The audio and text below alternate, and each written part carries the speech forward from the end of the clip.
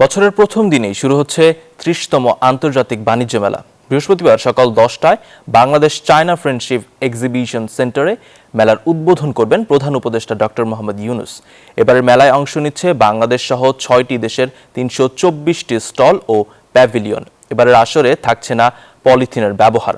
ক্রেতাদের জন্য স্বল্প মূল্যে পাটের ব্যাগ কেনার সুযোগ রেখেছে জেডিপিসি এবং বস্ত্র ও পাট মন্ত্রণালয়। সোমবার সংবাদ সম্মেলনে এসব কথা জানান বাণিজ্য সচিব মাহবুবুর রহমান। আর মাত্র বাকি ২ দিন, তাই শেষ মুহূর্তের প্রস্তুতি চলছে পূর্বাচলের বাংলাদেশ চায়না ফ্রেন্ডশিপ এক্সিবিশন সেন্টারের বাণিজ্য মেলা প্রাঙ্গণে।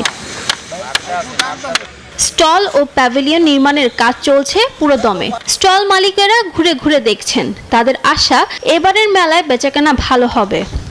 আমাদের প্রিপারেশন মোটামুটি শেষ, 90% আমাদের সাজানো কাজগুলো চলছে। তো আমরা তো বরাবরের মতো এবারও আশাবাদী, ইনশাল্লাহ মেলাটা জমবে। প্রায় শেষ করে ফেলেছি, তবে আশা করি আজকের মধ্যে একেবারে কমপ্লিট হয়ে যাবে। তবে আগামী দিন আমরা মোটামুটি বুঝিয়ে দিতে পারবো সব কিছু। বছরের প্রথম দিনই পর্দা উঠছে ৩০তম আন্তর্জাতিক বাণিজ্য মেলার। উদ্বোধন করবেন প্রধান উপদেষ্টা ডক্টর মোহাম্মদ ইউনূস। পঞ্চমবারের মতো পূর্বাচলের স্থায়ী এই কেন্দ্রে অনুষ্ঠিত হতে যাচ্ছে বাণিজ্য মেলা।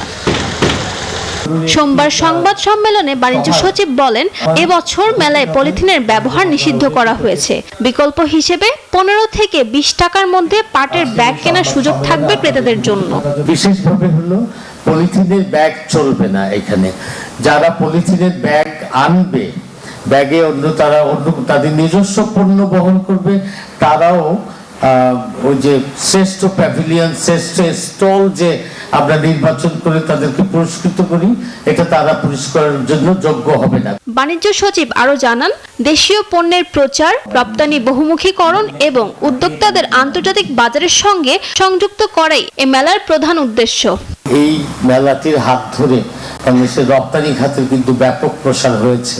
যদিও ধীরে ধীরে আমরা বিদেশে মেলায় অংশগ্রহণ, সোর্সিং ফেয়ার বিশেষ করে এবং রপ্তানি মেলায় অংশগ্রহণ করার মাধ্যমে সেই দিক থেকেই আমরা এখন রপ্তানির যে বৈচিত্র্যকরণ বা বহুমুখীকরণের দিকে বেশি মনোযোগ দিই। বাংলাদেশ ছাড়াও ভারত, পাকিস্তান, তুরস্ক সহ ৬টি দেশ মেলায় অংশ নিচ্ছে। দর্শনার্থীদের সুবিধার্থে টিকেটের ব্যবস্থা রাখা হয়েছে। প্রবেশ মূল্য ৫০ টাকা। ১২ বছরের কম বয়সী শিশুদের টিকিটের মূল্য ২৫ টাকা রাখা হয়েছে। সকাল ৯টা থেকে রাত ৯টা পর্যন্ত মেলায় প্রবেশ করা যাবে। ফারজানা রিয়া, নিউজ 24, ঢাকা।